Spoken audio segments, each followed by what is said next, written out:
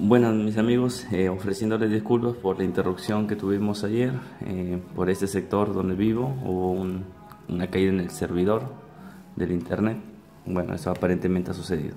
Bueno, para no dejar inconclusa esta clase, que me imagino que ya lo estarás revisando, vamos a recordar las ramas de la anatomía, ¿no? Ya habíamos hablado que hay una rama importante. Una de las ramas importantes que tiene esta anatomía será la anatomía macroscópica, la cual estudia las estructuras que tienen un tamaño mayor a 100 micras.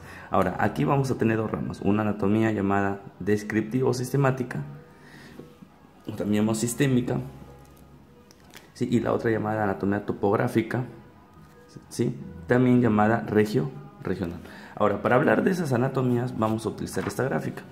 En esta gráfica nosotros podemos apreciar como puedes observar ahí, la anatomía descriptiva. Dice que es el estudio de la morfología de la estructura del cuerpo por sistemas, citando los sistemas nerviosos, sistema muscular, sistema endocrino, en este caso sistema cardiovascular, etc.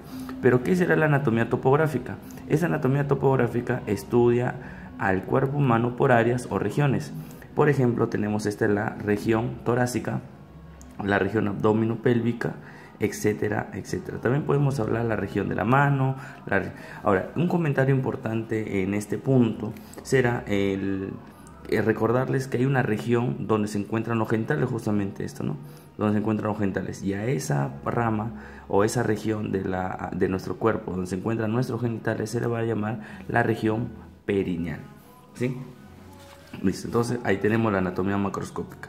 Y por otra rama vamos a encontrar nosotros aquí, nosotros encontraremos ahora otra rama llamada la anatomía microscópica. ¿Y qué estudia la anatomía microscópica? Esta anatomía se encarga del estudio de estructuras anatómicas que tienen una medida ahora menor a 100 micras, o que se necesita el uso del microscopio para poder estudiarlas. Entonces, ahí vamos a tener dos grandes ramas, ¿no? Una rama denominada anatomía, rama de la anatomía que estudia las células. Una se llama citología,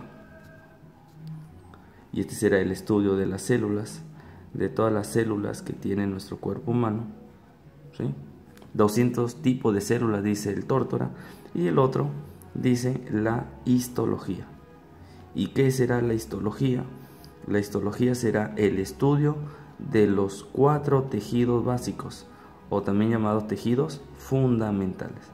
Entonces, si es el estudio de esa anatomía, nosotros en los tejidos fundamentales tenemos 4. La mnemotecnia aquí a aprenderse es E común. ¿Qué significa la mnemotecnia E común? La letra E significa epitelial. La letra o la sílaba co significa conectivo o conjuntivo. La sílaba mu significa muscular y la letra N significa nervioso. Quiere decir que los 4 tejidos básicos son epitelial, conectivo, muscular y nervioso. Y aquí lo podemos ver en esta gráfica que vamos a acercar un poquito. Entonces ahí mencionamos, mira, la anatomía microscópica estudia las estructuras microscópicas de los tejidos y células, comprende la citología y la histología. En la citología comprende el estudio de las células. Por ejemplo, aquí vemos una gráfica donde tenemos las células de la sangre, ¿no? Glóbulos rojos, glóbulos blancos, etc. Y la histología será el estudio de los tejidos, y aquí están los 4 tejidos fundamentales. Común. ¿Qué significa común? Epitelial, conectivo, conjuntivo, muscular y el tejido nervioso, ¿cierto? A eso se le consideran los 4 tejidos fundamentales. Y ahí te dejo la imagen para que ya tú le puedas tomar la respectiva foto, ¿no? Listo. Ahora, pasando a otro punto, recordamos que la anatomía también tiene dos ramas importantes también. Una de las ramas importantes también de esta anatomía, ¿sí?, va a ser será la anatomía aplicada. Esta anatomía aplicada, ¿sí?, se va a encargar, la anatomía aplicada se encargará del estudio, ¿de qué? Del estudio de todas las estructuras o de la aplicación médica basado en la teoría. Quiere decir que ahora nosotros vamos a llevar la teoría a la práctica médica, y aquí nosotros vamos a encontrar 4 ramas que son muy importantes. Una de esas ramas se va a denominar letra A o 1, decimos la anatomía endoscópica. La anatomía endoscópica. ¿Y qué es la anatomía endoscópica? Será el estudio a través de unos videos o a través de unas cámaras que gracias al endoscopio se ingresan a nuestro cuerpo humano. Nosotros vamos a poder observar el interior de estas cavidades o de esos conductos que tenemos. Por ejemplo, en la gastroscopía, ¿no? Cuando un paciente sufre de problemas de la mucosa gástrica o úlcera, tenemos que ver este problema, ¿no? Gastritis, úlcera o alguna lesión de la mucosa gástrica. La colonoscopía, ¿no? Pacientes de repente que tienen un sangrado o una hemorragia digestiva baja, ¿no? Tenemos que observar cuál es el punto donde se encuentra el sangrado. El otro elemento se llama la laringoscopia, que podemos ver las cuerdas vocales, los bronquios centrales acá, la timpanoscopía, la oftalmoscopía y la rinoscopía para ver los cornetes nasales, ¿no? Entonces a eso se llama endoscopía, una rama muy importante de nuestra anatomía aplicada, ¿no? Entonces ahí tenemos, eso es a través de videos, ya. Otra rama importante de esta anatomía aplicada será la anatomía patológica. ¿Y en qué se encarga el estudio de la anatomía patológica?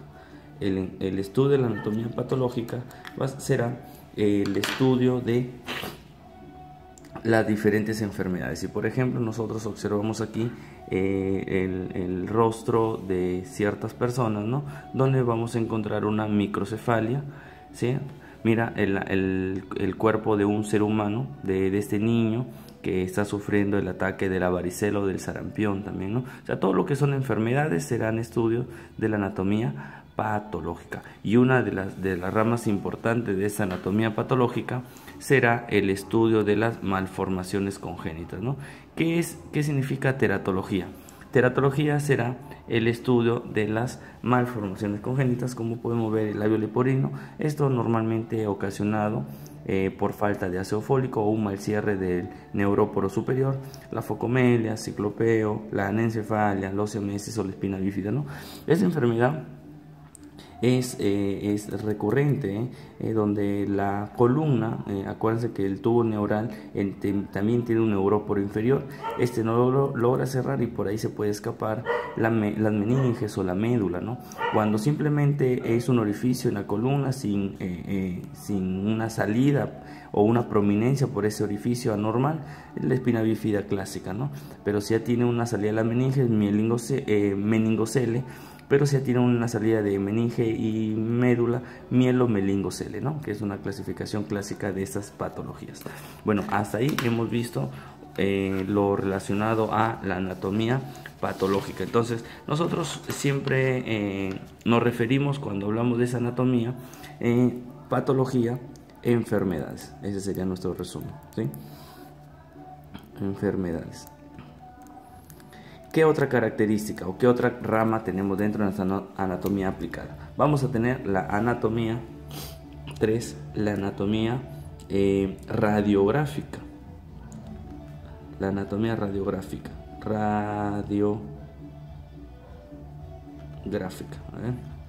Esa anatomía radiográfica, actualmente llamada diagnóstico por imágenes, ¿no? La imagenología, nosotros la conocemos. Esa imagenología me va a permitir estudiar el cuerpo humano a través de estos rayos X. Rayos X. Tenemos la tomografía. Tenemos la resonancia magnética. También tenemos el ultrasonido o ecografía. Entonces tenemos ahí esas ramas importantes de la anatomía radiográfica, ¿no? Para observar, por ejemplo, cómo se encuentra la cavidad pélvica, abdominal, etcétera, etcétera, ¿no? Entonces tenemos una visión general de todas estas ramas. Y también se menciona una anatomía quirúrgica, ¿no? Que habla sobre la cirugía y todas las operaciones, ¿verdad? Listo. Ahora, otra rama importante de esta anatomía va a ser la anatomía. La vamos a poner por aquí. Nosotros vamos a tener a la anatomía llamada comparada. Esa anatomía comparada se encargará del estudio de la morfología, ¿cierto? Y función de todos los animales vivos, desde el más simple hasta el más especializado. Y ahí pues basa su estudio en los órganos homólogos, análogos y vestigiales. Una característica de los órganos homólogos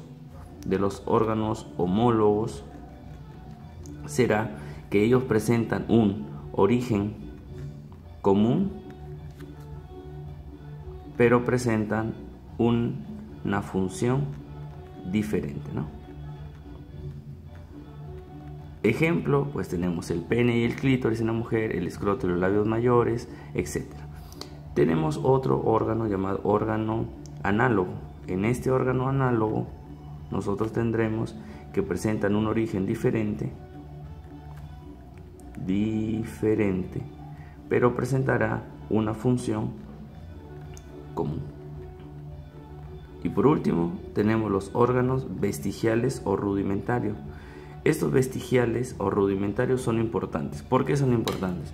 Porque aquí me habla sobre algún órgano que perdió su función según evolución. Perdió la función en evolución. Entonces, si perdió la función en evolución, aquí vamos a tener el tercer diente molar. El tercer diente molar. ¿Qué más vamos a tener? Tendremos también en estos órganos vestigiales el apéndice secal. El apéndice secal, las amígdalas.